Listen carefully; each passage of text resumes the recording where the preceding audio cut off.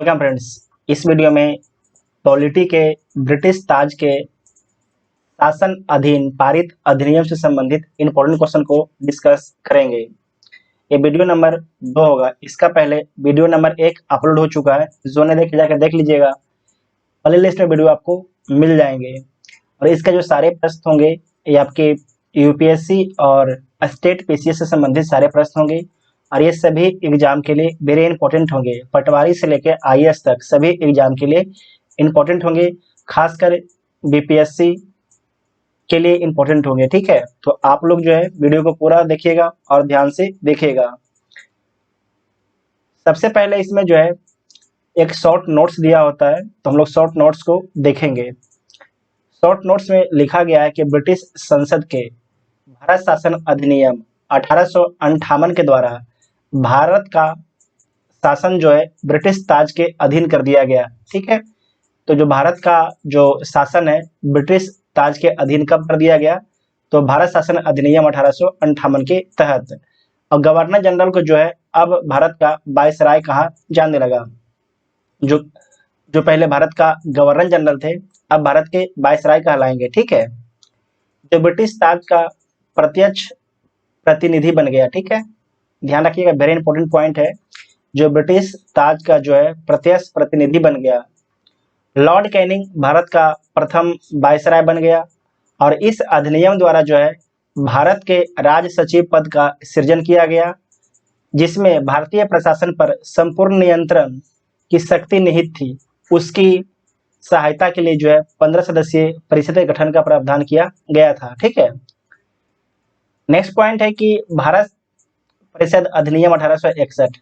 Next point है कि भारत परिषद अधिनियम 1861 के द्वारा जो है कानून बनाने की प्रक्रिया में भारतीय प्रतिनिधियों को शामिल करने की शुरुआत होती है। ये वेरी वेरी इंपॉर्टेंट है कि भारतीय प्रतिनिधियों को जो है शामिल करने की शुरुआत होती है कानून बनाने में।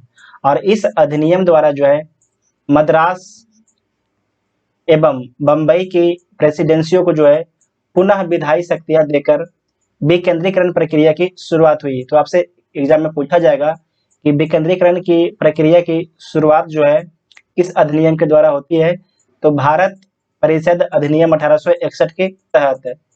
और इसने वायसराय को जो है आपातकाल में अध्यादेश, वेरी इंपॉर्टेंट है, अब इसने वायसराय को जो है आपातकाल में अध्यादेश जारी करने के लिए अधिकृत किया, जो अधिकतम 6 माह की अवधि तक प्रभावी हो सकता है। जिस प्रकार से आज भी अध्यादेश जारी किया जाता है तो होता है। ठीक है, उसके बाद है कि भारत परिषद अधिनियम भारत परिषद अधिनियम 1892 के माध्यम से जो है केंद्रीय और प्रांतीय विधान परिषदों में अतिरिक्त सदस्यों की संख्या बढ़ा दी गई। ठीक है, मतलब जो गैर सरकारी सदस्य थे उनकी संख्या भारत परिषद अधिनियम 1892 के तहत बढ़ा दी गई। साथ में केंद्रीय विधान परिषद के जो है भारतीय सदस्यों को वार्षिक बजट पर बहस करने, वेरी इंपॉर्टेंट पॉइंट है कि वार्षिक बजट पर जो है बहस करने तथा सरकार से 6 दिन की पूर्व नोटिस पर जो है प्रश्न पूछने का अधिकार भी दिया गया, परंतु पूरक प्रश्न पूछने का तथा मतदान का अधिकार नहीं था। पूरक प्रश्न क्या होता है, जैसे कि मान लीजिए कोई ए व्यक्ति है, ठीक है, और एक ये व्यक्ति है, ए है, और एक बी है। ठीक है, कोई जो बी व्यक्ति है ए से सवाल पूछा, ठीक है, सवाल पूछा, तो ए ने जो है उसका लिखित जवाब बी को दिया। ठीक है, बी को उसका लिखित जवाब दिया, लेकिन बी को जो है जो जवाब ए के द्वारा दिया गया था उसमें कुछ त्रुटि नजर आई। तो क्या था कि बी जो है उस त्रुटि भरे सवाल को, जो त्रुटि भरा था, वो जो त्रुटि भरा सवाल ए से नहीं पूछ सकता था। ठीक है, इसे बोलते हैं पूरक प्रश्न। ठीक है, तथा मतदान का अधिकार भी नहीं दिया गया था। अगर कोई बिल पारित करना है तो संसद में वोटिंग होती है, तो उसका भी अधिकार बी को नहीं दिया गया था। ठीक है, सीमित अर्थों में निर्वाचन पद्धति का आरंभ किया गया, जो सीमित अर्थों में जो है निर्वाचन पद्धति का आरंभ किया जाना इस अधिनियम की महत्वपूर्ण विशेषता थी। ठीक है, नेक्स्ट पॉइंट है कि भारत परिषद अधिनियम 1919 को जो है मार्ले मिंटो सुधार के नाम से जानते हैं। इस अधिनियम के द्वारा जो है भारतीयों को विधि निर्माण तथा प्रशासन में दोनों में प्रतिनिधित्व प्रदान किया गया। भारत परिषद अधिनियम 1919 के द्वारा इसके तहत जो है वायसराय की कार्यकारी परिषद में भारतीयों को पहली बार जो है शामिल किया गया। तो प्रथम जो कौन शामिल हुआ भारत की तरफ से? सत्येंद्र प्रसाद सिन्हा। याद रखिएगा, एग्जाम में पूछा जाता है कि वायसराय की जो है कार्यकारिणी परिषद में भारत के प्रथम कौन से मेंबर शामिल हुए थे? तो सत्येंद्र प्रसाद सिन्हा शामिल हुए थे। और इस अधिनियम ने केंद्रीय तथा प्रांतीय विधायनी शक्तियों को बढ़ा दिया। परिषद के सदस्यों को जो है बजट एवं लोकहित के विषयों की विवेचना करने, प्रस्ताव लाने तथा प्रश्न पूछने के साथ पूरक प्रश्न पूछने का अधिकार दिया गया। ठीक है, ये ध्यान रखना है, यहाँ पर पूरक प्रश्न पूछने का अधिकार दे दिया गया। इसमें पृथक निर्वाचन के आधार पर मुस्लिमों के लिए जो है सांप्रदायिक प्रतिनिधित्व का प्रावधान किया गया। सबसे इंपॉर्टेंट पॉइंट ये, ठीक है, ये हर एग्जाम में पूछा जाता है, सबसे इंपॉर्टेंट पॉइंट है। नेक्स्ट है कि भारत शासन अधिनियम 1919, भारत शासन अधिनियम 1919 को जो है मॉन्टेग्यू चेम्सफोर्ड सुधार के नाम से जाना जाता है। और इस अधिनियम के द्वारा जो है पहली बार प्रत्यक्ष चुनाव प्रणाली अपनाई गई। सांप्रदायिक आधार पर निर्वाचन प्रणाली का इसमें विस्तार किया गया है। इसमें जो है सिखों, भारतीय ईसाइयों, आंग्ल भारतीयों तथा यूरोपियों के लिए भी लागू कर दिया गया। ये वेरी इंपॉर्टेंट पॉइंट है, इसे ध्यान रखिएगा। ठीक है, 1909 के एक्ट के तहत सिर्फ मुस्लिम को दिया गया था, लेकिन 1919 के एक्ट के तहत जो है सिखों, भारतीय ईसाइयों, आंग्ल भारतीयों और यूरोपियों को भी अलग एक तरीके से निर्वाचन दे दिया गया। इस अधिनियम द्वारा पहली बार जो है केंद्र में द्विसदनीय व्यवस्था, आपको ध्यान रखना है कि इस अधिनियम द्वारा जो है पहली बार केंद्र में द्विसदनीय व्यवस्था स्थापित की गई। और इस अधिनियम के द्वारा जो है सभी विषयों को केंद्र तथा प्रांतों में बांट दिया गया। नेक्स्ट पॉइंट है कि द्विसदनीय केंद्रीय विधानमंडल समस्त ब्रिटिश भारत के लिए कानून बना सकते थे। और इस अधिनियम के तहत जो है प्रांतों में द्वैध शासन प्रणाली लागू की गई। ये वेरी इंपॉर्टेंट पॉइंट है, ठीक है, ये वेरी इंपॉर्टेंट पॉइंट है कि इस अधिनियम के तहत जो है प्रांतों में द्वैध शासन प्रणाली लागू की गई। और प्रांतीय विषयों को जो है दो भागों में बांटा गया, एक है आरक्षित और एक है हस्तांतरित। ठीक है, याद रखिएगा, वेरी इंपॉर्टेंट पॉइंट है ये, विषयों में बांटा गया। और इस अधिनियम में पहली बार जो है उत्तरदायी शासन, पहली बार जो है उत्तरदायी शासन शब्द का प्रयोग किया गया। ये आपसे एग्जाम में पूछा जाएगा कि पहली बार जो है उत्तरदायी शासन शब्द का प्रयोग किस अधिनियम में किया गया। तो आपको ध्यान रखना है 1919 के एक्ट के द्वारा। ठीक है, इसको बोलते हैं चेम्सफोर्ड, एक सेकंड से क्या बोलते हैं हम लोग, मॉन्टेग्यू चेम्सफोर्ड सुधार बोला भी जाता है भारत शासन अधिनियम 1919 को। ठीक है, इसके अंतर्गत जो है एक आयोग का गठन किया जाना था, जिसका कार्यकाल जो है 10 वर्ष बाद इस अधिनियम की समीक्षा करने के बाद अपनी रिपोर्ट प्रस्तुत करना था। नेक्स्ट पॉइंट है कि भारत शासन अधिनियम 1935 द्वारा जो है सर्वप्रथम भारत में जो है संघात्मक सरकार की स्थापना की गई। वेरी इंपॉर्टेंट है कि भारत शासन अधिनियम 1935 के द्वारा जो है सर्वप्रथम भारत में संघात्मक सरकार की स्थापना की गई। और इस अधिनियम के द्वारा प्रांतों में द्वैध शासन समाप्त करके केंद्र में द्वैध शासन लागू कर दी गई। ये वेरी इंपॉर्टेंट पॉइंट है, इसे नोट कर लीजिएगा, एग्जाम में बार बार यहाँ से पॉइंट पूछा जाएगा। ठीक है, कि केंद्र में द्वैध शासन को समाप्त कर देता है, प्रांतों में द्वैध शासन को समाप्त कर देता है और केंद्र में जो है द्वैध शासन को लागू कर देता है। ठीक है, उसके बाद है कि भारत में मुद्रा एवं साख पर नियंत्रण के लिए आरबीआई की स्थापना की गई। ठीक है, तो भारत शासन अधिनियम 1935 के तहत जो है आरबीआई की स्थापना की जाती है। सांप्रदायिक निर्वाचन प्रणाली का विस्तार करते हुए दलित जातियों, महिलाओं, श्रमिकों को इसमें सम्मिलित किया गया। नेक्स्ट पॉइंट है कि इस अधिनियम के तहत जो है वर्ष 1937 में संघीय न्यायालय, ठीक है, वेरी इंपॉर्टेंट पॉइंट है, यहाँ पर ध्यान रखिएगा, संघीय न्यायालय बोल रहा, ठीक है, संघीय न्यायालय। इस अधिनियम के तहत जो है वर्ष 1937 में जो है संघीय न्यायालय की स्थापना की, मतलब 1935 के अधिनियम के तहत, ठीक है। इस अधिनियम द्वारा जो है बर्मा को ब्रिटिश भारत से अलग किया गया। 1935 के अधिनियम द्वारा जो है बर्मा को ब्रिटिश भारत से अलग कर दिया गया तथा दो नए प्रांतों सिंध और उड़ीसा का निर्माण हुआ। इसके तहत जो है कुछ प्रांतों में द्वैध सदनात्मक व्यवस्था की गई, ठीक है। 1935 के अधिनियम के तहत जो है कुछ प्रांतों में द्वैध सदनात्मक व्यवस्था की गई। नेक्स्ट पॉइंट है कि भारत स्वतंत्रता अधिनियम 1947 ने 15 अगस्त 1947 को जो है भारत को स्वतंत्र एवं संप्रभु राष्ट्र जो है घोषित किया गया।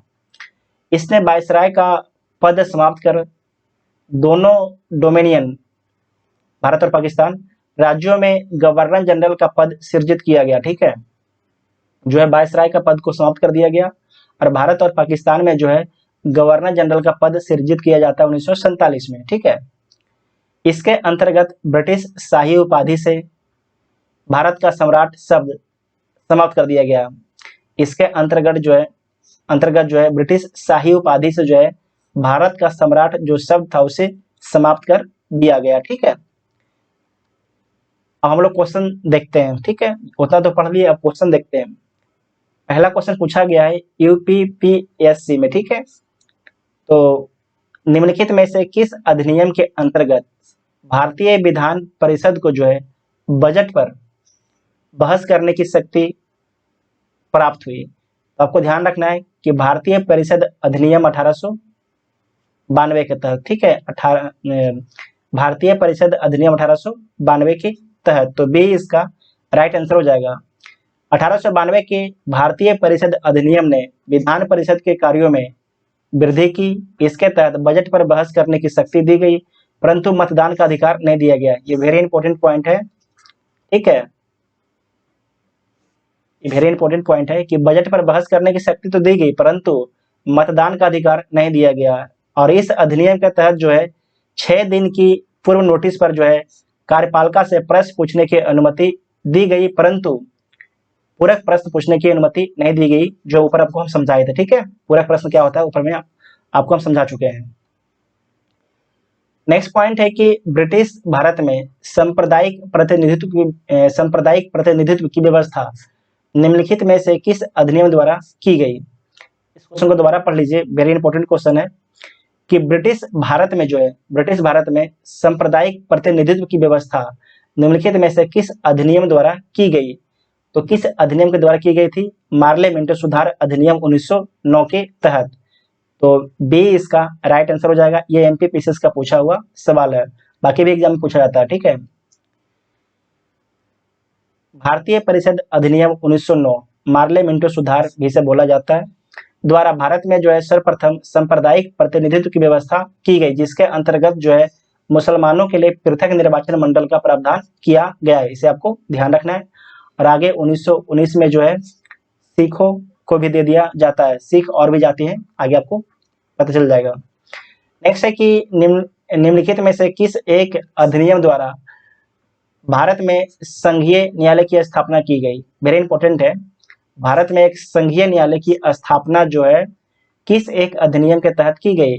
तो आपको ध्यान रखना है भारत सरकार अधिनियम 1935 के तहत, ठीक है, भारत सरकार अधिनियम 1935 के तहत। तो इसमें कोई ऑप्शन नहीं दिया गया है, तो डी इसका राइट आंसर हो जाएगा। यहाँ पर देखिए, भारत में जो है संघीय न्यायालय की स्थापना 1 अक्टूबर 1937 को भारत सरकार अधिनियम 1935 के अंतर्गत की गई। इसके प्रथम जो है मुख्य न्यायाधीश सर मॉरिस गवेयर हैं। आपको ध्यान रखना है, वेरी इंपॉर्टेंट है, सर मॉरिस गवेयर थे। उपरोक्त दिए गए विकल्पों में भारत सरकार अधिनियम 1935 नहीं होने के कारण जो है विकल्प इसका डी सही हो जाएगा, ठीक है। नेक्स्ट क्वेश्चन है कि भारत का संघीय न्यायालय निम्नलिखित में से किस वर्ष में स्थापित किया गया? तो 1937 में स्थापित किया गया, ठीक है, 1937 में स्थापित किया गया। अब भारत सरकार अधिनियम 1935 के तहत, भारत सरकार अधिनियम 1935 के तहत। नेक्स्ट पॉइंट है कि केंद्र में द्वैध शासन, केंद्र में जो है द्वैध शासन किस अधिनियम के अंतर्गत स्थापित किया गया? तो केंद्र में जो है द्वैध शासन भारत सरकार अधिनियम 1935 के तहत किया गया, तो सी इसका राइट आंसर हो जाएगा। ठीक है, ये यूपीपीसीएस का पूछा हुआ क्वेश्चन है। भारत सरकार अधिनियम 1935 के अंतर्गत जो है केंद्र में द्वैध शासन, एक नई अखिल भारतीय संघ की स्थापना एवं प्रांतों में द्वैध शासन व्यवस्था को समाप्त करने का प्रावधान किया गया। प्रांतों में जो है द्वैध शासन का उपबंध 1919 के अधिनियम के द्वारा किया गया था। ठीक है, आपको ऊपर बता चुके हैं। और केंद्र में द्वैध शासन के तहत जो है संघीय विषयों को दो भागों में बांटा गया, एक आरक्षित, एक जो आपके ट्रांसफर्ड सब्जेक्ट में बांटा गया था। ये दोनों ध्यान रखिएगा, आपसे पूछा जाएगा। नेक्स्ट है कि निम्नलिखित में से किस अधिनियम ने केंद्र में द्वैध शासन प्रणाली को स्थापित किया? निम्नलिखित में से किस अधिनियम ने जो है किस अधिनियम ने केंद्र में द्वैध शासन प्रणाली को स्थापित किया? तो भारत सरकार अधिनियम 1935 के तहत। ये भी क्वेश्चन आपके पूछा हुआ क्वेश्चन है।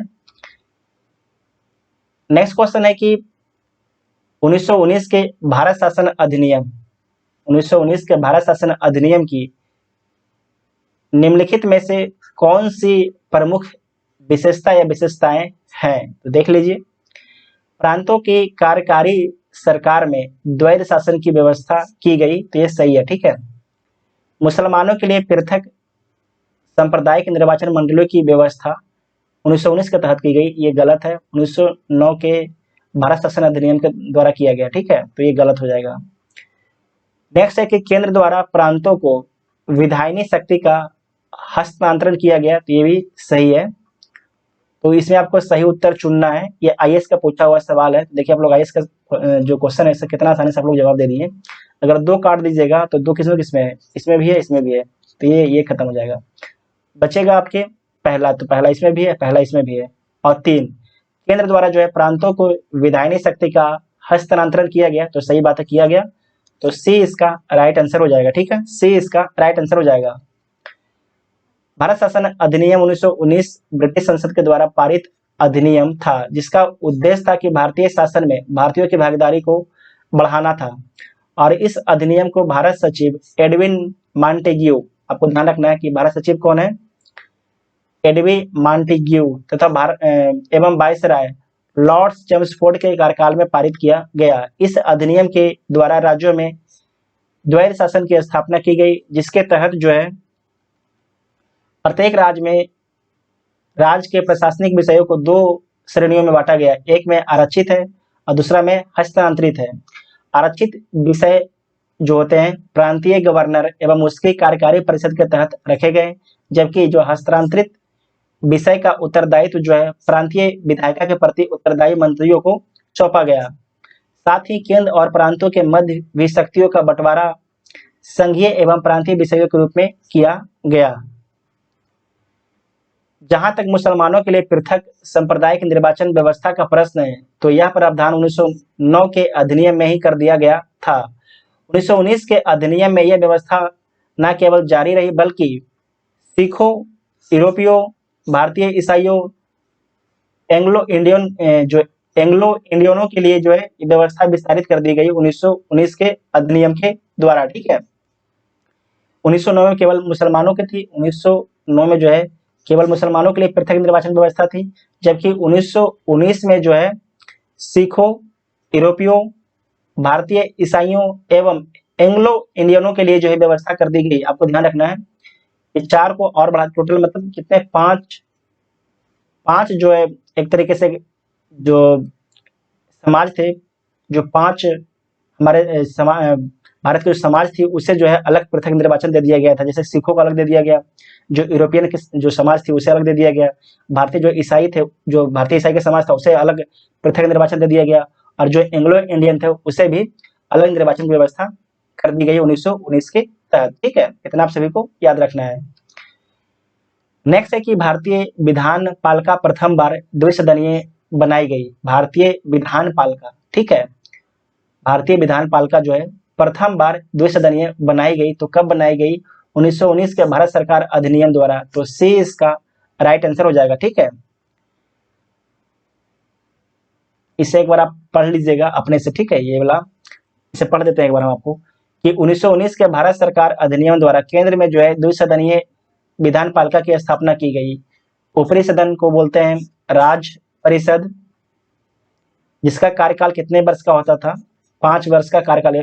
आपको ये ध्यान रखना है, वेरी इंपॉर्टेंट आपके लिए है कि जो राज्य परिषद था इसका कार्यकाल कितने वर्षों के लिए था? 5 वर्षों के लिए। तो ऊपरी सदन जो है राज्य परिषद कहलाता था तथा इस अधिनियम के धारा 18 के तहत इसके 60 सदस्यों में से अधिकतम 20 सदस्य सरकारी हो सकते थे, ठीक है। निचला सदन जिसे बोलते हैं आज हम लोग लोकसभा, केंद्रीय विधानसभा, सेंट्रल लेजिस्लेटिव असेंबली, इसकी अवधि जो है आपको ध्यान रखना है कि प्रथम बैठक से 3 वर्ष थी। ये वेरी इंपॉर्टेंट पॉइंट आपको है कि जो राज्य परिषद है इसका जो प्रथम बैठक से कार्यकाल 5 वर्ष है, जबकि जो केंद्रीय विधानसभा है उसका अवधि प्रथम बैठक से 3 वर्ष के लिए है, ठीक है। भारत सरकार अधिनियम 1919 की धारा 19 के तहत जो है इसमें मूलतः 144 सदस्यों का प्रावधान था, जिसमें से 100 निर्वाचित और 40 मनोनीत, जिसमें से अधिकतम 26 सरकारी होने थे। ज्ञातव्य है कि 1919 के अधिनियम के क्रियान्वयन हेतु बने नियमों के तहत राज्य परिषद के 60 सदस्यों में से 33 के निर्वाचित तथा शेष 27 के मनोनीत होने का प्रावधान किया गया, जबकि केंद्रीय विधानसभा के सदस्यों की संख्या बढ़ाकर पहले 143 से 102 निर्वाचित थे आपके, और 102 निर्वाचित और 41 मनोनीत। तो पहले बढ़ाकर पहले 143 तथा फिर 145, जिसमें से 104 जो निर्वाचित थे और 41 मनोनीत कर दी गई। उल्लेखनीय है कि दोनों सदनों में मनोनीत सदस्यों में से एक एक बरार से निर्वाचित होने वाले सभी सदस्य भी होते थे, जिन्हें गवर्नर जनरल मनोनीत करता था। बरार से मनोनीत होने वाले सदस्य के निर्वाचित होने के कारण अनेक उल्लेखों में उसे निर्वाचित सदस्यों की संख्या में शामिल कर लिया गया है, ठीक है। नेक्स्ट क्वेश्चन है कि केंद्र में कौन सा एक्ट जो है द्विसदनीय विधायिका लाया है? आपको ध्यान रखना है, ध्यान से क्वेश्चन पढ़ना है कि केंद्र में कौन सा एक्ट जो है द्विसदनीय विधायिका, वेरी इंपॉर्टेंट है, द्विसदनीय विधायिका लाया गया। तो भारत शासन अधिनियम 1919 के एक्ट के तहत आया है, तो सी इसका राइट आंसर हो जाएगा।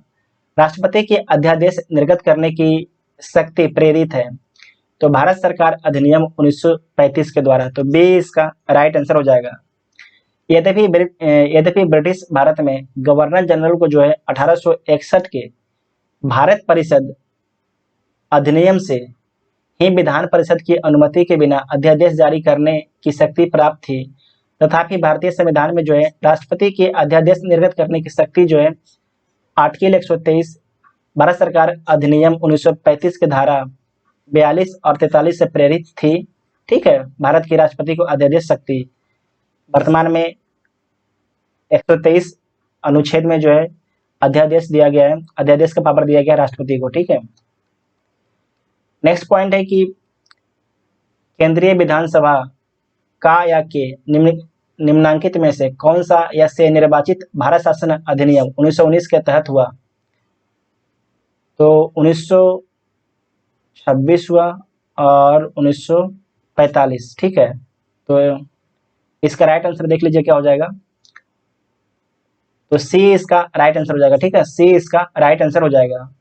प्रश्नगत प्रश्नों में से वर्ष 1926 और वर्ष 1945 का केंद्रीय विधानसभा चुनाव भारत शासन अधिनियम 1919 के तहत हुआ था, ठीक है। नेक्स्ट है कि निम्नलिखित में से किस अधिनियम द्वारा संवैधानिक निरंकुशता का सिद्धांत प्रवृत्त किया गया? तो 1935 का भारत सरकार अधिनियम के द्वारा, ठीक है, तो सी इसका राइट आंसर हो जाएगा। यह एमपीपीसीएस का पूछा हुआ सवाल है। संवैधानिक निरंकुशता का सिद्धांत भारत सरकार अधिनियम 1935 द्वारा प्रदत्त किया गया। यह अधिनियम ब्रिटिश संसद द्वारा पारित सर्वाधिक विस्तृत अधिनियम था। साथ ही यह भारत के लिए तैयार संवैधानिक प्रस्तावों में से सबसे जटिल दस्तावेज था।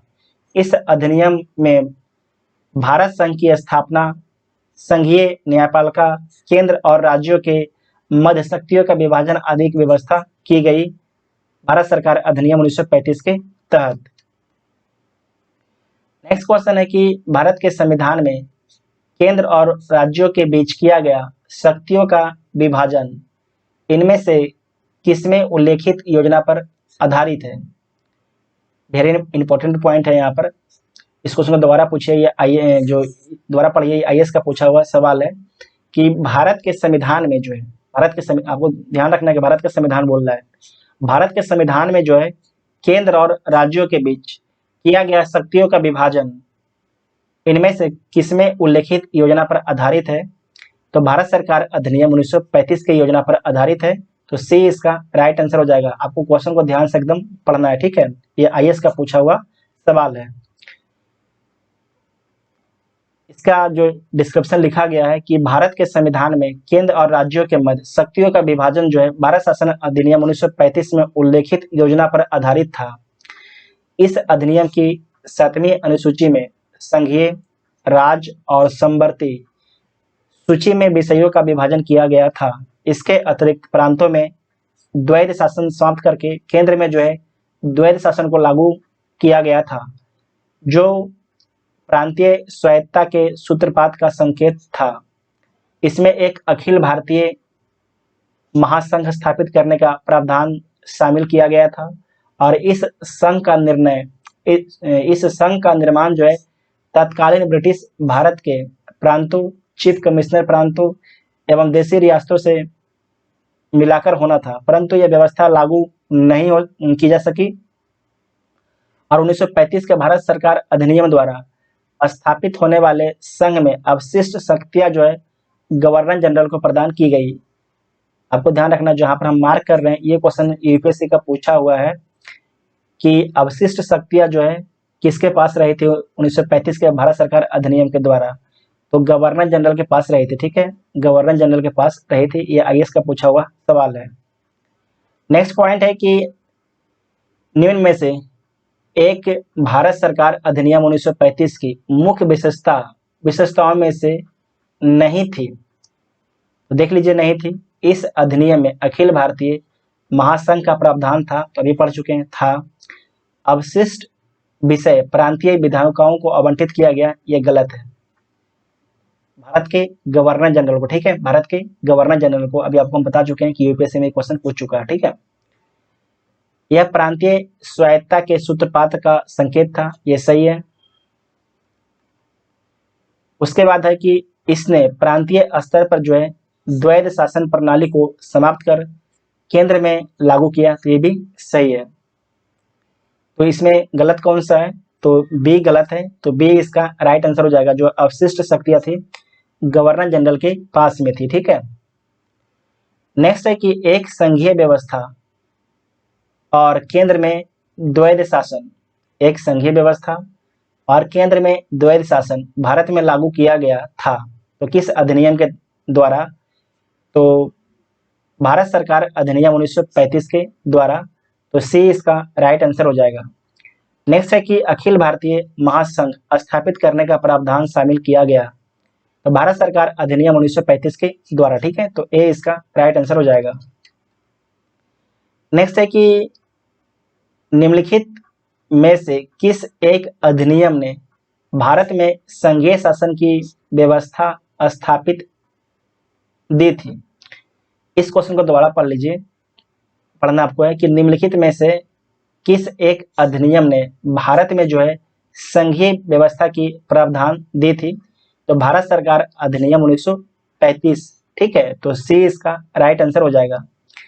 नेक्स्ट है कि 1935 के अधिनियम द्वारा स्थापित संघ में अवशेष शक्तियां किसको दी गई थी? आपको ऊपर बता चुके हैं कि ये क्वेश्चन यूपीएससी का पूछा हुआ है। तो जो है संघ में अवशेष शक्तियां किसको दी गई? तो गवर्नर जनरल को, ठीक है, गवर्नर जनरल को। तो सी इसका राइट आंसर हो जाएगा। देखिए 2008 में पूछा था यूपीपीसीएस और 2018 में पूछा है यूपीएससी, ठीक है, 2018 में पूछा है यूपीएससी। तो समझ सकते हैं कितना इंपॉर्टेंट क्वेश्चन है। उसके बाद नेक्स्ट क्वेश्चन है कि निम्नांकित में से कौन सा एक भारत शासन अधिनियम 1935 में स्वीकार किया हुआ महत्वपूर्ण और अस्थायी अवयव नहीं है। तो इसे दोबारा पढ़ लीजिए एक बार आप कि निम्नांकित में से कौन सा एक जो है भारत शासन अधिनियम 1935 में स्वीकार किया हुआ महत्वपूर्ण और अस्थायी अवयव नहीं है। तो देख लीजिए, देश के लिए लिखित संविधान जो है 1935 ये गलत स्वीकार नहीं किया गया था। विधानमंडल के लिए निर्वाचित एवं जवाबदेह प्रतिनिधि ये सही है। एक संघ की योजना पर विचार, महासंघ का जो योजना था उस पर सही बात है। विधानमंडल के लिए सरकारी सदस्यों का समावाचित किया गया, नॉमिनेट किया गया, ये भी सही बात है। तो इसमें से जो सही कौन नहीं है, देश के लिए लिखित संविधान, तो ए इसका राइट आंसर हो जाएगा। ठीक है, बाकी तीनों सही है और ये गलत है। आप यहाँ पर पढ़ सकते हैं कि भारत शासन अधिनियम 1935 में देश के लिए लिखित संविधान का उल्लेख नहीं था। भारत के लिए संविधान का सर्वप्रथम उल्लेख क्रिप्स मिशन द्वारा किया गया। वेरी इंपॉर्टेंट पॉइंट है कि भारत के लिए जो है संविधान का सर्वप्रथम उल्लेख जो है क्रिप्स मिशन द्वारा किया गया था। अन्य तीनों विकल्प भारत शासन अधिनियम 1935 में समाहित थे, मतलब कि उपलब्ध थे। ठीक है, नेक्स्ट क्वेश्चन है कि 1935 का गवर्नमेंट ऑफ इंडिया एक्ट क्यों महत्वपूर्ण है। तो यह भारतीय संविधान का प्रमुख स्रोत है, तो पहला सही है। इसके द्वारा भारत को स्वतंत्रता मिली, ये गलत बात है। इसमें भारत विभाजन उल्लेखित है, ये भी गलत है। इसके द्वारा रियासतें समाप्त हुई, तो ये भी गलत है। ठीक है, ए इसका राइट आंसर हो जाएगा। ठीक है, ए इसका राइट आंसर हो जाएगा। आप यहाँ पर सारा पढ़ सकते हैं कि भारत का वर्तमान संवैधानिक ढांचा जो है बहुत कुछ 1935 के भारत शासन अधिनियम पर आधारित है। इस अधिनियम के मुख्य उपबंध इस प्रकार हैं। पहला है संघात्मक सरकार की स्थापना। ठीक है, दूसरा केंद्र में द्वैध शासन की स्थापना। तीसरा प्रांतों में द्वैध शासन के स्थान पर स्वायत्ता शासन की स्थापना। चौथा द्विसदनीय केंद्रीय विधानमंडल। पांचवा प्रांतीय शासन व्यवस्था। छठा प्रांतीय विधानमंडल। सातवां केंद्र एवं प्रांतों में शक्तियों का विभाजन। सातवां फेडरल न्यायालय की स्थापना। ठीक है, कब की गई थी, 1937 में। इस सारे को आपको ध्यान रखना है। नेक्स्ट क्वेश्चन है कि निम्नलिखित अधिनियमों में से किस अधिनियम के फलस्वरूप बर्मा भारत से अलग हो गया। तो गवर्नमेंट ऑफ इंडिया एक्ट 1935 के तहत, तो सी इसका राइट आंसर हो जाएगा। ठीक है, सी इसका राइट आंसर हो जाएगा। गवर्नमेंट ऑफ इंडिया एक्ट 1935 के प्रावधानों के अनुरूप वर्ष 1937 में बर्मा को जो है भारत से अलग कर दिया गया था। कब कर दिया गया था, 1937 में। ठीक है, इस वीडियो में जितना भी इंपॉर्टेंट क्वेश्चन थे सारे को हम लोग कवर कर लिए हैं। अगर वीडियो देखने के बाद आपको हेल्पफुल लगता है तो चैनल को सब्सक्राइब कीजिएगा और टेलीग्राम ग्रुप ज्वाइन कर लीजिएगा, जहां से आप PDF डाउनलोड कर सकते हैं। साथ में वीडियो का नोटिफिकेशन भी आप प्राप्त वहां से कर सकते हैं। ठीक है, अगर वीडियो आपको हेल्पफुल लगता है तो वीडियो को अपने दोस्तों में शेयर जरूर कीजिएगा। Thank you.